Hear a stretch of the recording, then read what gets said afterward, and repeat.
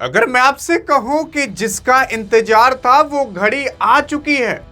अरे काफी समय से सोचा जा रहा था कि आखिरकार चीन कब हॉर्मुज पर बोलेगा।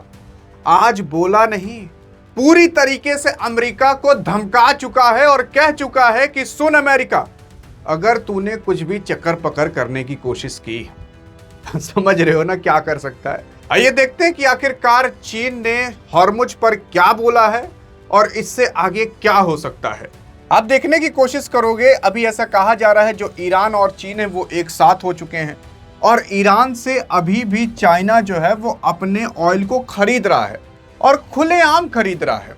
जहां ट्रंप ने कहा था कि अगर ईरान को कोई भी हथियार सप्लाई किया तो उसके ऊपर टैरिफ मार देंगे, अभी ट्रंप कह रहा है कि भैया चाइना ने हथियार भेजना बंद कर दिए हैं। लेकिन चाइना ने भी ऐसा कुछ नहीं कहा है और अमेरिका को पता था कि ये हथियार दे रहा है, लेकिन तब भी इसके हिम्मत नहीं हुई टैरिफ मार दें। और उसी के ही साथ साथ यहाँ पर अमेरिका ने अपने कई सारे युद्धपोत उतार दिए थे।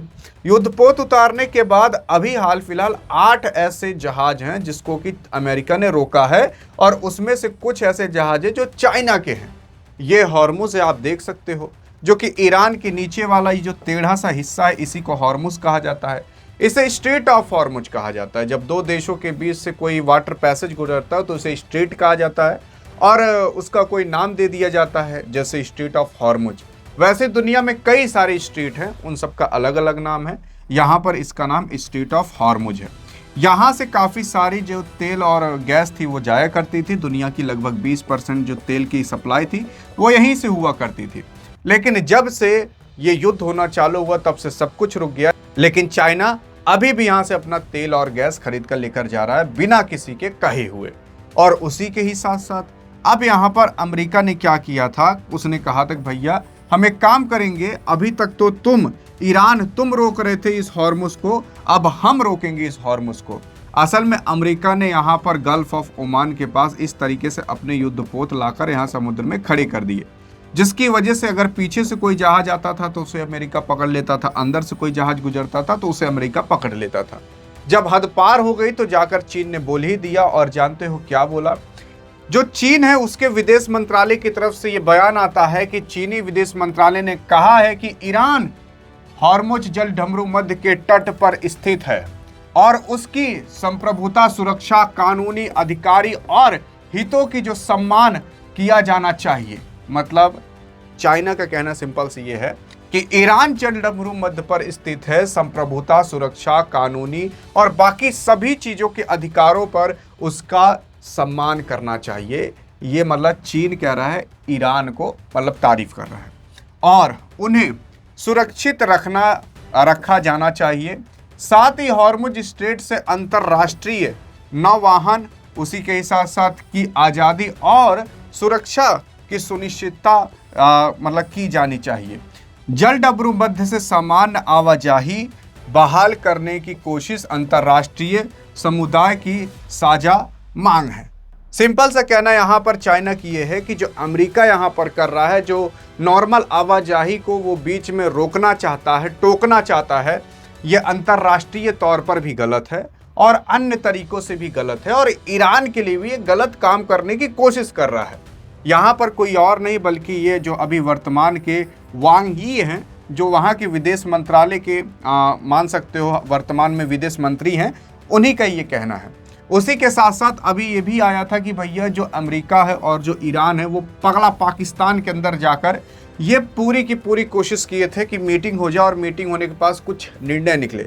लेकिन निर्णय की जगह भैया ऐसा कुछ नहीं निकला, केवल जान सकते हो आलू निकला। राहुल गांधी कहते थे इधर से आलू डालो उधर सोना निकलेगा, वैसे पाकिस्तान कहा कि यहाँ आओ युद्ध बंद हो जाएगा। लेकिन भाई साहब इधर से आलू डाला गया तो उधर से आलूए निकला, सोना निकल ही नहीं पाया। लेकिन बहरहाल अगर आप ये देखने की कोशिश करोगे कि भैया आगे अब क्या होगा, तो आगे फिर कहा जा रहा है कि क्या पता वापस से एक मीटिंग रखी जाए। लेकिन हमें तो नहीं लगता कि मीटिंग हो पाएगी, क्योंकि ईरान के लोग जो आए थे उनको मारने की कोशिश की गई थी, ऐसा ईरान के जो लोग थे उनका कहना है। लेकिन ये मारने की कोशिश पाकिस्तान ने की था, बल्कि अमेरिका किया था। मतलब अमेरिका की साजिश थी कि पाकिस्तान के अंदर बुलाया जाए, उनके बड़े बड़े अधिकारियों को मीटिंग के लिए, और उसके बाद बीच रास्ते में ही मार दिया जाए। जब इनको ये पता चल चुका था, ईरान के जो विदेश के लोग आए, मतलब ईरान के लोग जो आए हुए थे पाकिस्तान के अंदर मीटिंग के लिए, तो वो लोग हवाई जहाज से ना जाने के तौर पर वो लोग रेलवे लाइन से गए, तब जाकर उनकी जान बच पाई। और उसी के साथ साथ अगर आप देखोगे तो जो कोई और नहीं बल्कि आराची साहब हैं, उन्होंने कहा कि ईरान की जो उम्मीद है कि चीन शांति को बढ़ावा देना और संघर्ष को समाप्त करने की सक्रिय भूमिका निभाएगा। ईरान शांतिपूर्ण बातचीत के माध्यम से एक तर्कसंगत और यथावादी समाधान खोजने का प्रयास जारी रखने को तैयार है। पिछले हफ्ते अमेरिका और ईरान के बीच इस्लामाबाद में जो पहले दौर में बातचीत हुई थी, जिसका मकसद अस्थायी शांति स्थापित करना था, लेकिन ईरान के न्यूक्लियर प्रोग्राम और स्टेट ऑफ हॉर्मोज जैसे मुद्दे पर बात जो मतभेद था वो बना रहा, और जिसके कारण ये इसका कोई समाधान नहीं निकल पाया। लेकिन डोनाल्ड ट्रंप ये कहता है कि हम वापस से एक मीटिंग करेंगे और मीटिंग में इसका समाधान जरूर निकालेंगे। लेकिन क्या लगता है आपको ये मीटिंग सफल होगी?